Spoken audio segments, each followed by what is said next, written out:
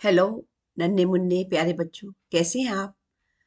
आपको जैसे हमने प्रॉमिस किया था कि हम जल्दी ही आपके लिए कहानी लेकर आएंगे, तो हम आज आ गए हैं। और आज की हमारी कहानी का शीर्षक है जगमग जगमग दीप जले। हम्म, तो जैसे कि आप जानते हैं, हमारा देश त्योहारों का देश है, आस्थाओं का, विभिन्न धर्मों, भाषाओं, बोलियों व उत्सवों का देश है। वर्ष के 12 महीनों में शायद ही कोई ऐसा माह होगा जब कोई त्योहार या उत्सव ना हो। तब हो सकता है आप अपना, मम्मी पापा, दादा दादी, नाना नानी, भाई बहन या किसी दोस्त का जन्मदिन मना रहे हो। कहने का तात्पर्य यह है कि हमें तो भाई कोई ना कोई उत्सव मनाना है, मौज मस्ती करनी है और हमेशा खुश रहना है ना। अच्छा बताओ, अभी कौन सा त्योहार आने वाला है? जानती हूँ कि आप सब जानते हैं। आप कहेंगे दीपावली। बिल्कुल सही। पर उससे पहले दशहरा या विजयदशमी, भूल गए ना? अच्छा अच्छा, नहीं नहीं नहीं भूले आप। सॉरी, मुझसे गलती हो गई। जानती हूँ आपको सब याद है, आप नहीं भूले कुछ भी, है ना? तो क्या आपको ये भी याद है कि हम दशहरा और दीपावली क्यों मनाते हैं?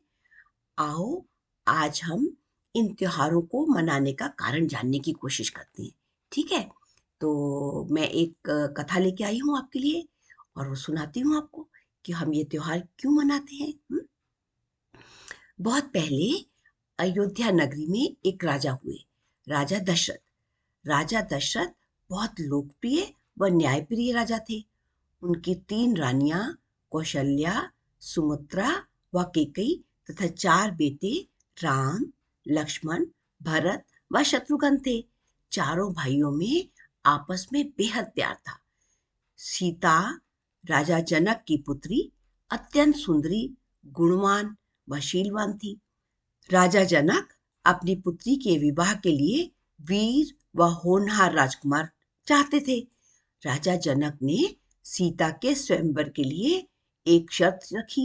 वो ये कि जो कोई भी शिव का भारी भरकम धनुष तोड़ देगा, वही राजकुमारी सीता से विवाह के योग्य समझा जाएगा। स्वयंवर में बड़े बड़े शूरवीर राजा, महाराजा व राजकुमार आए, परंतु धनुष कोई भी न तोड़ पाया। राजकुमार राम ने एक झटके में धनुष उठाकर तोड़ डाला। फिर सीता को ब्याह कर राम अयोध्या की ओर लौटने लगे। राम के आगमन की खबर सुनकर राजा दशरथ ने राम के राज्याभिषेक की तैयारियां शुरू कर दी। पूरी अयोध्या में खुशी की लहर पैदा हो गई। सब लोग बहुत खुश हुए कि राजा राम आ रहे हैं और उनका अब राज्याभिषेक होगा। हम्म, जब सबसे छोटी रानी कैकेयी को यह बात पता चली, तो उसने अपनी दासी मंथरा के बहकावे में आकर राजा दशरथ से 2 वर मांगे। पहला यह है कि राम को 14 वर्ष का वनवास दे दिया जाए, और दूसरा यह कि उसके पुत्र भरत का राज्याभिषेक किया जाए। रामचंद्र माँ की आज्ञा का पालन करने के लिए वनवास जाने की तैयारियां करने लगे, और उनकी पत्नी सीता और भाई लक्ष्मण भी उनके साथ वनवास के लिए तैयार हो गए। उस समय भरत अपने ननिहाल में गए हुए थे।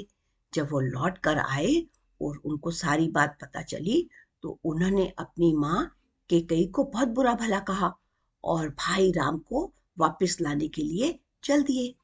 परंतु मर्यादा पुरुषोत्तम राम का वापस कहाँ लौटते? वो तो, उनके लिए तो माता पिता की आज्ञा सर्वोपरि थी। तब भरत अपने भाई राम की खड़ाऊं यानी पादुकाएं लेकर लौट आए और उन्हें ही सिंहासन पर रखकर उन्होंने राजकार्य किया। और उधर वनवास के दौरान लंका नरेश, असुरों के राजा रावण ने छल से सीता का अपहरण कर लिया।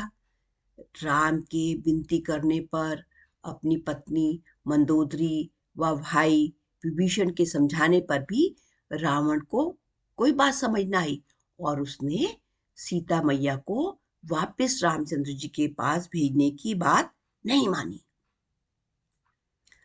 तब हनुमान, जामवंत व अन्य वानर सेना के सहयोग से राम जी ने लंका पर चढ़ाई कर दी। यूं तो रावण भी बहुत शक्तिशाली, विद्वान और भगवान शिव का अनन्य भक्त था, परंतु सच्चाई व अच्छाई किसके साथ थी? रामचंद्र जी के साथ। राम जी ने अंततः रावण का वध कर दिया। इसी अच्छाई की बुराई पर विजय का प्रतीक है दशहरा, यानी विजयदशमी। कहते हैं राम जी भगवान विष्णु का तथा सीता मैया माँ लक्ष्मी का अवतार है। यह पूरी कथा रामायण में दर्ज है।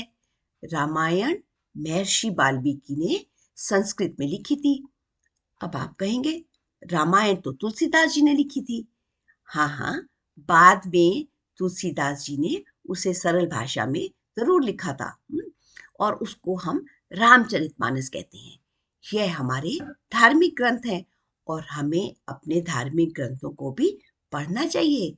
इनसे हमें जानकारी तो मिलती है, अभी तो बहुत कुछ सीखने को भी मिलता है, जैसे कठिनाइयों में संयत, विवेकपूर्ण व्यवहार, सही गलत की पहचान व जीवन जीने की कला आदि। अच्छा, तो ये तो बात हुई विजयदशमी की। अब ये बताओ, दिवाली क्यों मनाते हैं? बिल्कुल सही। 14 वर्ष का वनवास पूरा करके जब रामचंद्र जी वापस अयोध्या लौटे, तो उनके आने की खुशी में पूरी अयोध्या को दीपों से सजाया गया। दीपावली का अर्थ होता है दीपों की कतार। तो दीपावली मनाने का एक कारण तो यह हुआ। दूसरा कारण यह है कि इस दिन भगवान कृष्ण ने नरकासुर नामक दैत्य को मार गिराया था।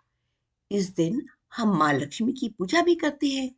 हम्म, उन्हें अपने घर आने का निमंत्रण देते हैं, उनका आह्वान करते हैं। जब किसी ने हमारे घर आना होता है तो हम क्या करते हैं?